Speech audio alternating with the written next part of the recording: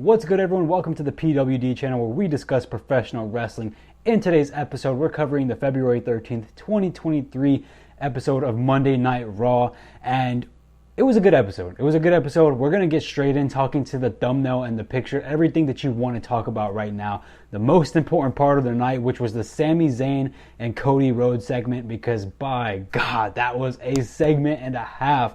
Let's just get straight into it. So, Corbin, actually, it started off with a Baron Corbin interview, which was kind of funny. Baron Corbin and Kathy Kelly is about to start doing an interview for Baron Corbin right before he gets to speak, or he's talking about the JBL stuff that happened last week just for a little bit, but then it's immediately interrupted.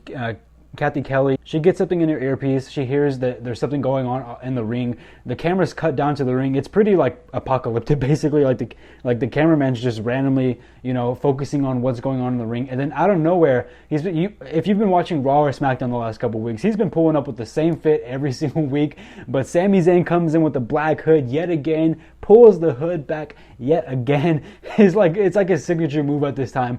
But yeah, I popped hard. I did not expect Sami Zayn to be on Monday Night Raw tonight, but we got him. And the first thing that he does is that he comes out here and he says, "I'm here for one thing."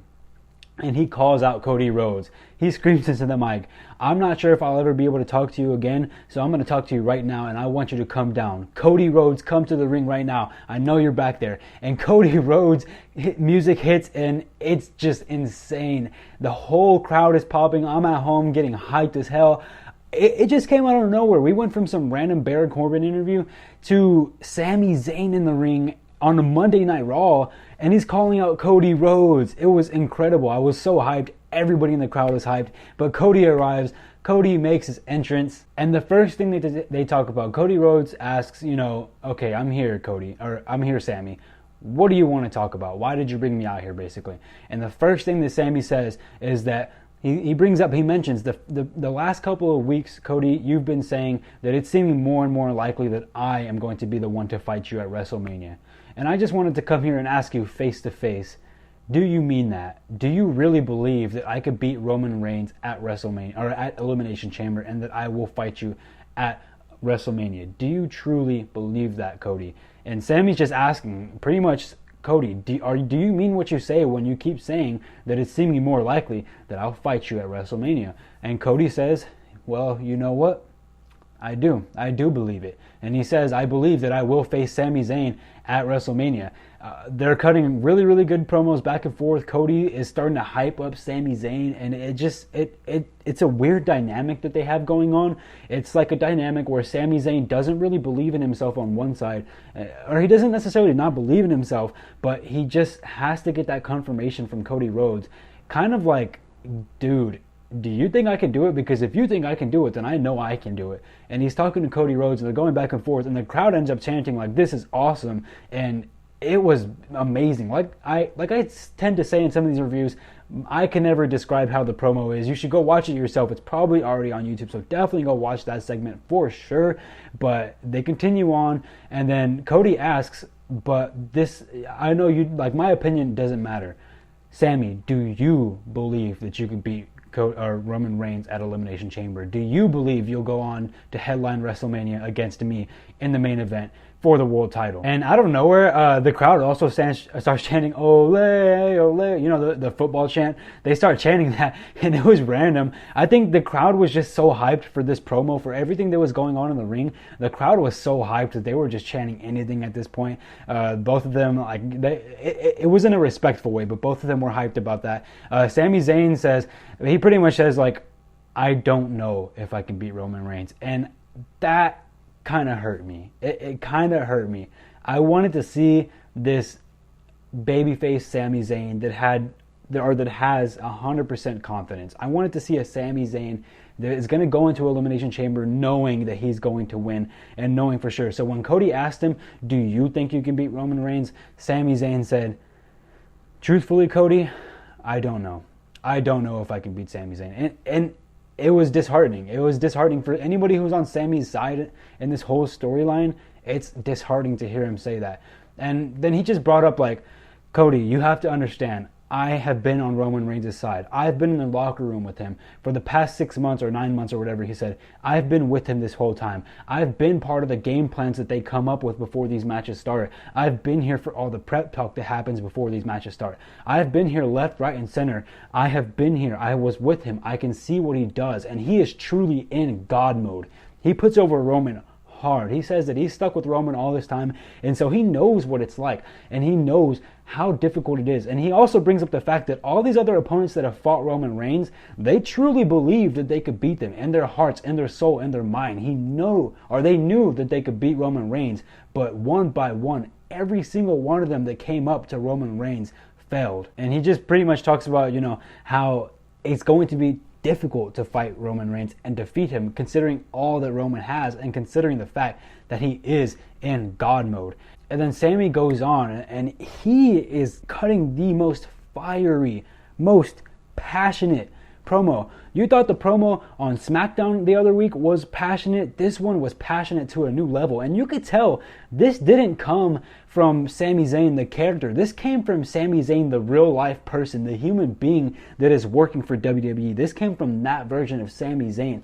In his heart, everything that he was saying was coming from the heart.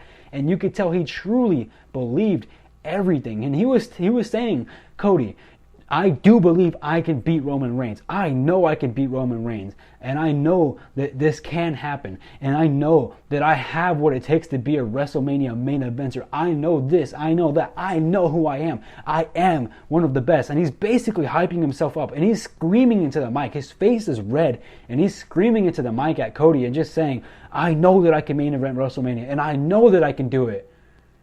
But I don't know if it will happen. So we get this dynamic, and he's also saying, like, I know I can beat Roman Reigns. And yeah, his face, he's just screaming. His face is red. It's an unbelievable amount of passion shown in this promo, and it's just beautiful. You could tell that this was not coming from Sami Zayn, the WWE character. Of course it was in a way, but you could tell that Sami Zayn, the person, really, really believes in that, and he really believes that it's almost like he's screaming to management in the back saying, I deserve this, guys. I should win at Elimination Chamber. He just says, I don't know if it will happen. And he shuts up after that. But the crowd is screaming, yes, you can. The crowd's going ballistic for Sami. And Cody straight up says, like, you don't know? Well, it looks like everyone else knows. It looks like everyone in this arena knows. It looks like everyone back home in Canada knows. And Cody just goes on, and he starts screaming back at Sami Zayn. Cody's hyping Sami Zayn up. He's like, look at all the things that you've done. There are cracks in the bloodline because of you. We are getting this awesome chance because of you. And he's just saying because of you. He says multiple other things, and he's like, because of you, this is happening. Because of you, the bloodline are weak right now. All of this is because of you, Sami Zayn. You're the one who put yourself in this Elimination Chamber main event match against Roman Reigns. This is all because of you. Nobody else but you. My story, my thing, I intend to finish my story. It is exactly what Michael Cole said when I won the Royal Rumble. I need to finish my story. But you, Sami, at Elimination Chamber, you need to finish your story. And Cody is just going crazy. Like, the promo was just beautiful. I cannot describe how amazing. This was better than all the other previous weeks that we've seen, and those were amazing. Those were 10 out of 10 segments. This is an 11 out of 10 segment. I am just so excited talking about it right now because it was a great segment. It was fantastic. And to end off the segment, Cody Rhodes says, Sami Zayn, I don't want to see you next week on Monday Night Raw. And Sami Zayn's face is kind of confused, but he's like, because the next time I see you, I want it to be at WrestleMania. And they pointed to the sign. Sami looks back at the sign. Sami's getting emotional. They both look like there's just emotion pouring out of their face. And God, it was just so beautiful. Cody Rhodes' music hits. Sami Zayn starts to walk out. And man, it was just fantastic. It was fantastic. It was so good. Like, it was amazing. But yeah, what a freaking promo. I want Sami Zayn to beat Roman Reigns at WrestleMania. Every single week, these guys, all three of them are swinging me in different ways to where I want this to happen one week. I want this to happen. I don't know what I want, but as of right now, I want Sami Zayn to beat Roman Reigns at WrestleMania. I seriously do.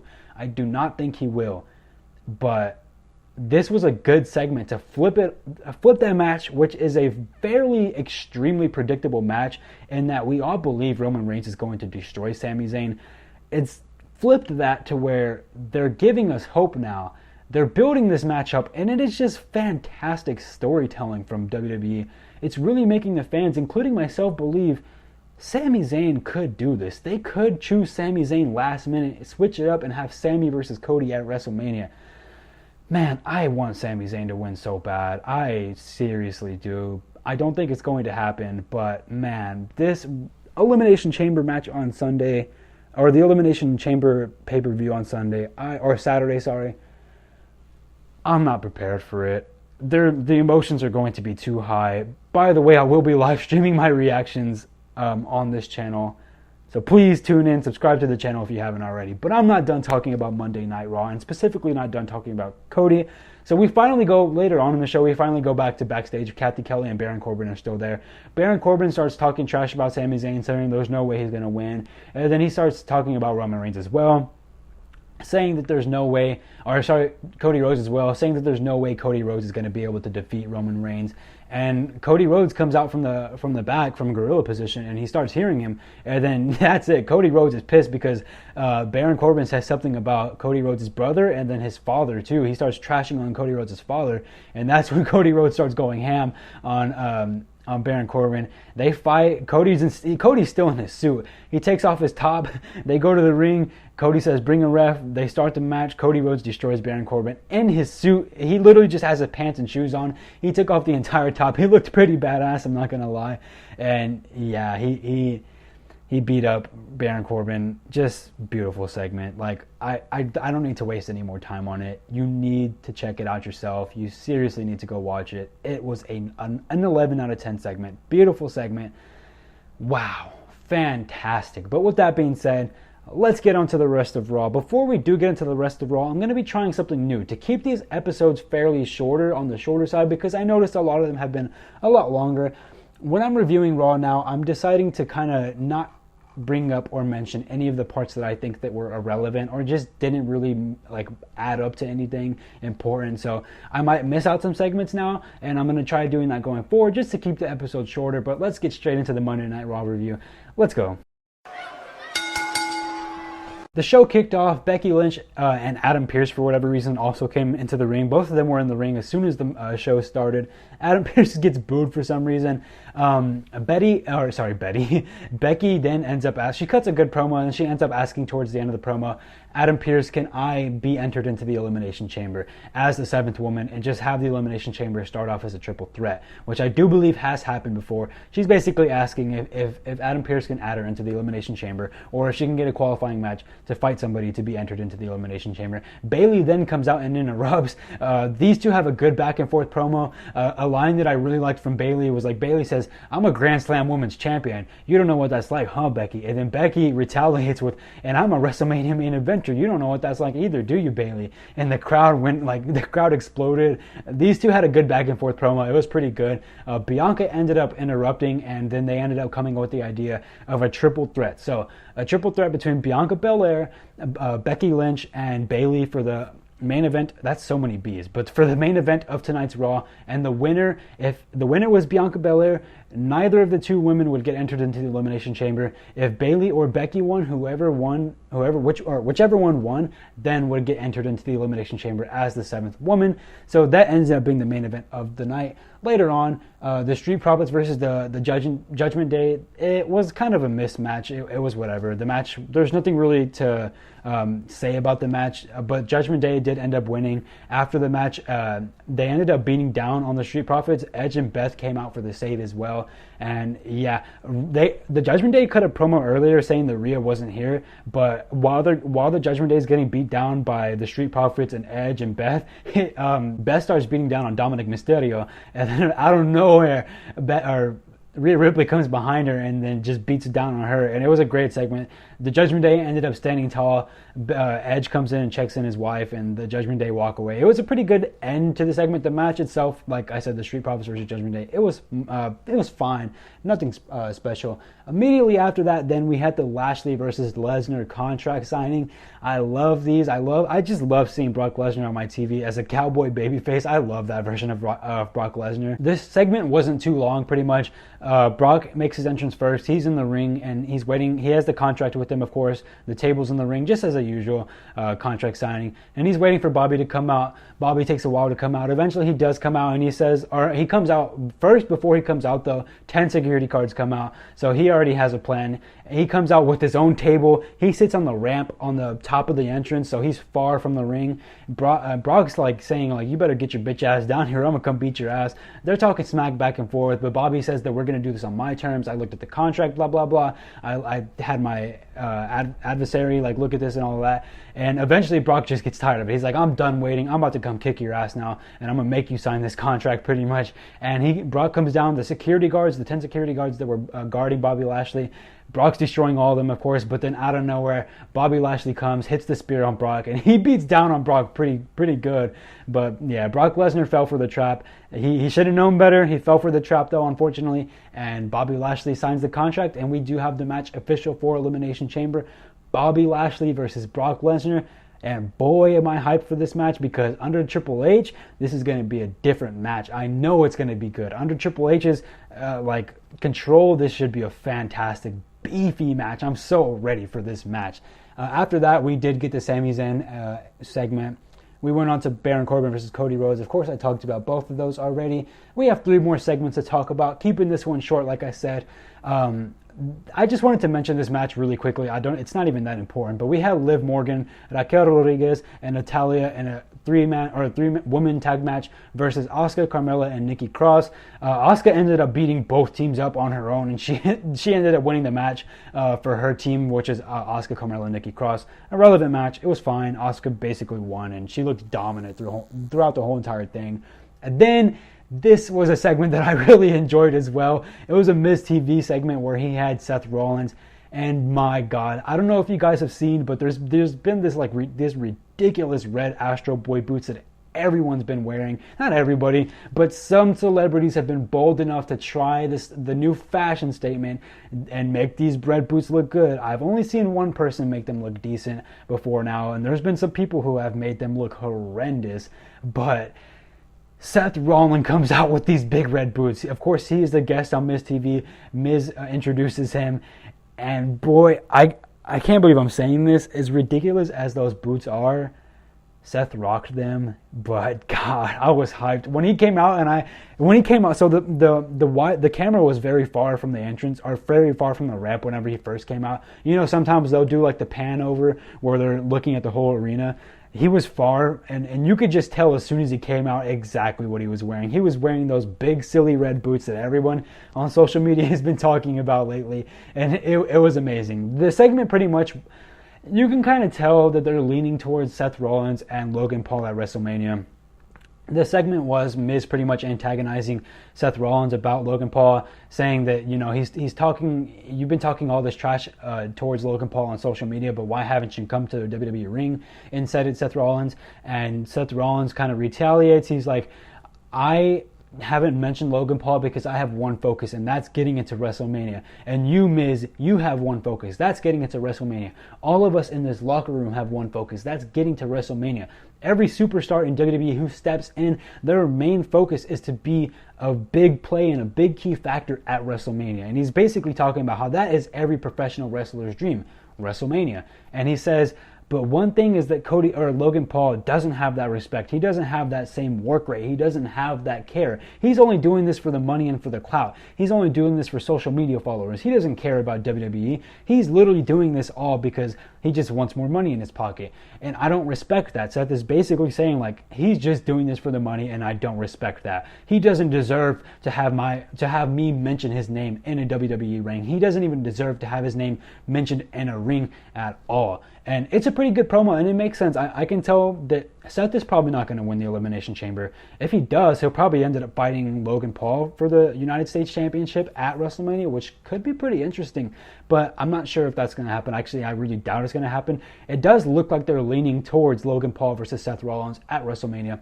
And it's looking like they're heavily leaning into the whole celebrity versus professional wrestler thing. And it's... honestly, I like that. I like the way that they're moving with this, and I think that they could be a really, really good match at WrestleMania. I'd be really excited to see that. But they go back and forth, The Miz and Seth Rollins. Seth Rollins ends up insulting The Miz, calling him stupid. The Miz cuts a promo. Seth Rollins gets tired of it. He starts beating down on Miz. Austin Theory comes out for the save, but he beats down Austin Theory as well. And then he goes back and beats up The Miz. He hits the stomp on The Miz, and then Austin Theory gets his comeuppance. He comes back in and hits the A-Town down on Seth Rollins. And then after that, The Miz is still knocked out. And then they go back to a backstage segment with Boogs, and he's getting ready for his match, which was against The Miz right now. So The Miz is like he's flat out cold. They have to take apart the ring because they had it set up for Miz TV, the black carpet and everything like that. They had to take apart all this stuff, and they had The Miz just laid out flat there. It was funny. If you watch like the ad breaks and the picture-in-picture for commercial, his facial reactions were freaking hilarious from The Miz. It was so perfect. But The Miz was like, I don't want this match on the mic and stuff. But of course, the match was already scheduled, so Rick Boogs ended up beating down The Miz yet again for a second consecutive week. And I kind of like where they're going with this, The Miz versus Rick Boogs. It's kind of funny. I'm actually really enjoying The Miz getting beat up for reasons that aren't really his fault. Last week he wasn't prepared because he was in his suit. He wasn't in his wrestling gear. And then this week we get him where he's already been beaten down by Seth and curb stomped by Seth, so he's definitely not prepared. Of course, he gets beat up. And then from there on, I didn't write anything else down. There were a few other matches, but we did have the main event of the evening, which was Bianca Belair versus Becky Lynch versus Bayley. Now, I'm not going to lie, the match was kind of boring. It wasn't really what I expected it to be from such great talent in the ring. It was perfectly fine. Damage Control did a lot of interference, which ended up getting the woman from the Elimination Chamber. All 6 of them came out. They started beating up on Damage Control just to make sure that Bayley didn't win, because of course they don't want a 7th woman in the chamber, so they stopped Bayley from cheating. The match goes on for a little bit longer. All 3 women get into the ring. They start having a good little bout for just a few minutes, but then Becky Lynch ends up hitting the manhandle slam onto Bayley, so Bayley's laid out, and then Becky Lynch turns around. Bianca Belair hits a kiss of death onto Bayley. Becky Lynch rolls off the ring, and then Bayley gets pinned. Bianca Belair wins. I should have expected this, but for some reason I didn't expect it to happen, but I really should have expected this. So it looks like it's just going to remain a 6-woman championship, or a 6-woman elimination chamber come Saturday. And it looks like we're going to do Becky versus Bayley at WrestleMania. This feud's been going for a while. I'm interested to see how they continue and keep this feud fresh up until Mania. If it does go into Mania, I'm just assuming that it's going to go into Mania. I'm not for sure. I can't really say if it's going to, but it's looking like it's going to. But yeah, I want to see how they keep it fresh. I'm invested in the feud right now for sure. I am entertained and I am invested, but I'm curious to see how they continue to keep it fresh.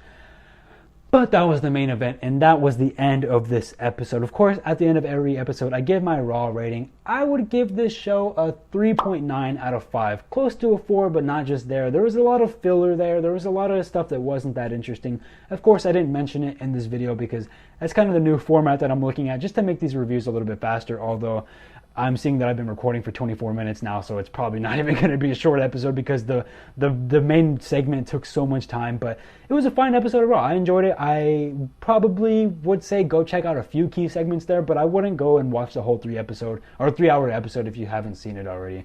So yeah, I'm going to end that video there, guys. I hope you guys did enjoy it. If you did, leave a like, subscribe to the channel if you haven't already, because I cover pro wrestling Monday Night Raw, AEW Dynamite, and Friday Night SmackDown every single week, so go ahead and tune into that. And also, I'll be live this Saturday. I'll be doing my live reactions for the Elimination Chamber pay-per-view, so be prepared for that. And yeah, I'll catch you guys later. Love you all. Peace.